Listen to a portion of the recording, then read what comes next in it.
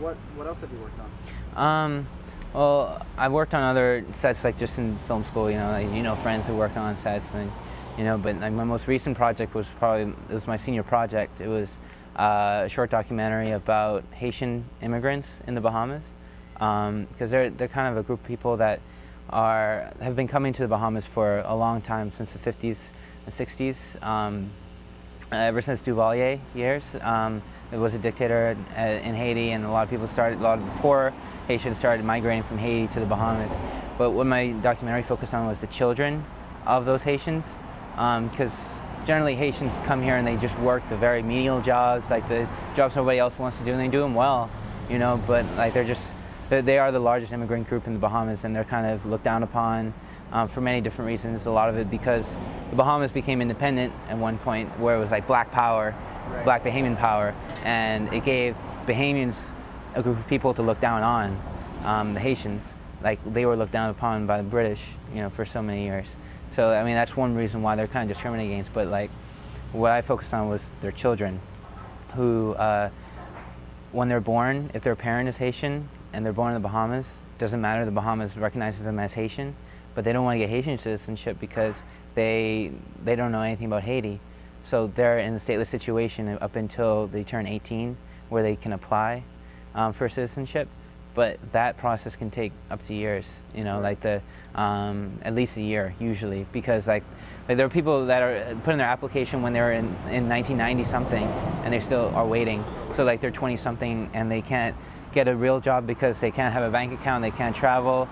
The tuition at the College of the Bahamas is almost more than double than what a regular person would pay, a regular Bahamian would pay.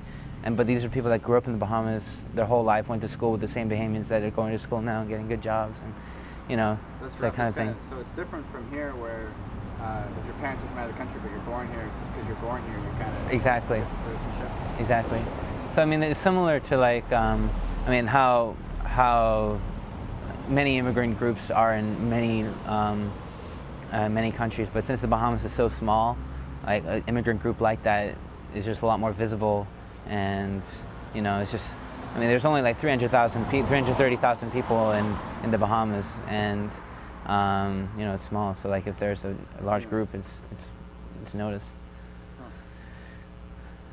My experience with the Haitians is I saw like the fishing fleets that they have. Mm-hmm. They have the sails. They don't have motors. The sloops. And the guys fishing off the side with the line of string in their hand, mm-hmm. hook in the water. Yeah. By the straw market there in Nassau. When did you go there? I worked down there in like 2003, 2004. Was the straw market in a tent, or no? No, there's a building. Yeah.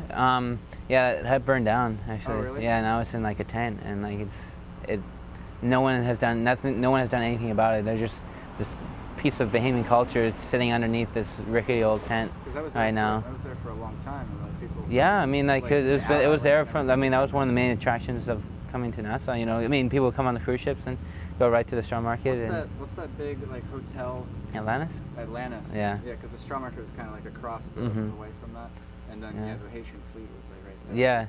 Yeah. That's the harbor's right there. Well, let's talk about what's you're applying for jobs, possibly got a job, but mm-hmm. Like your ideal dream scenario. I mean, social issues and human rights have always been a passion of mine. I would love to do documentaries on social issues. I mean, that's what I would love to do. Just go around the world and do documentaries. I mean, I would love to do that. Be able to get financing and everything. Mm-hmm. Yeah, I mean, it would be hard, but I mean, that's what I want to do. I want to, like, I have a passion for film, but it's more what film can do is what I'm more passionate about. Right. Telling stories and making people aware of issues. Mm-hmm. Yeah, exactly. Because I mean, there's so many things happening in the world today that people just don't know about.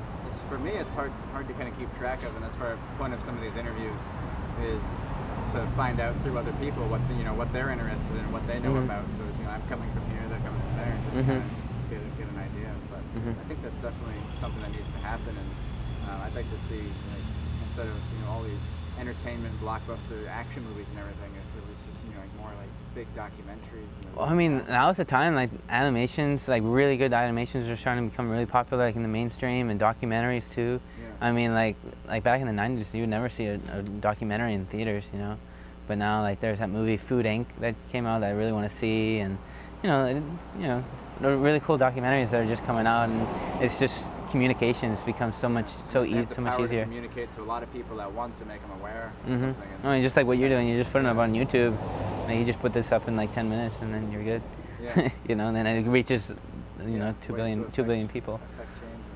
Yeah. Well, so you pay attention. You're aware of a lot of issues and things. What are some of the other things that you're interested in that you think people should be aware of? Well, in the Bahamas and in the Atlantic Ocean around the coast of Florida and Georgia, there's been a large infestation of lionfish, and a lot of people like know lionfish is like it's a really pretty looking fish. It's like orange, white, black striped, and it's like has a lot of fins and you know stuff, and it's poisonous a little bit. But what people don't know is that it's meant to be in the Pacific Ocean, and what has happened is that no one quite knows how this happened. It might have been lionfish got trapped in the ballast water of large ships coming from the Pacific Ocean to the Atlantic Ocean, then they release it and they come into the waters.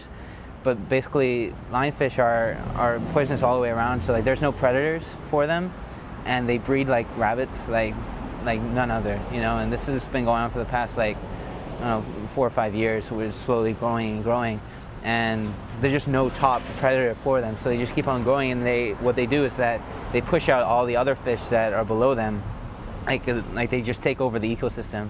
They're very invasive, you know. Because there's no way to defend against them or anything. Exactly. Yeah. So like in the Bahamas, like when I would go fishing or spearfishing or something, like you would see 1 or 2 lionfish around. Now I just went last summer, like they are everywhere, like under every rock, like. It's harder to find a fish that you can catch than lionfish, you know. And lionfish, it's no one really knows how to cook them properly, right. You know. So like it's not really part of the menu or a delicacy of I don't know human culture yet. But so it's hard to build a market for it when no one wants to eat it, and it's difficult to catch because you know like there's just spines all around, and you can't. It's not fatal, but I mean it hurts a lot, you know. Like a wasp. Yeah. It hurts a little bit more than a wasp. Times 10. Yeah, it hurts. It never happened to me before, but I know a lot of people. But it's destroying. If it keeps on going, it's going to destroy the fishing industry. You know, I mean, it's worse in the Bahamas but in Florida and Georgia it's becoming really bad too. Also, you know? I understand that like oceans and fishing areas are kind of already overfished and everything, and so this is just kind of compounding. Yeah, yeah. I mean, just people don't really know about the issue that well, you know, that much right now. But like, I think if people like, I don't know about the issue and try to, I don't know, build support for it, maybe. Are there steps being taken to? Yeah, I mean, they're trying to breed fish to learn to eat them. You know, like grouper. Like they're trying to teach groupers to eat lionfish, but it's most of the tests have failed. You know, yeah. I mean, it's just. I mean, they can eat them. You know, like they, but it's not part of their diet. You know, it's hard to incorporate. You know, introduce a whole new species into a diet. That's kind of the plan, though, is to find something that can eat them. It's an idea. But yeah. Then that might overpopulate it, but I guess once all the lionfish were eaten up, then I guess that would change. Yeah. Well, thanks for letting me interview you. Yeah, no problem. On my website. Definitely. All right. Would you Go like ahead. to say hi to anybody? No. Hey, Mom.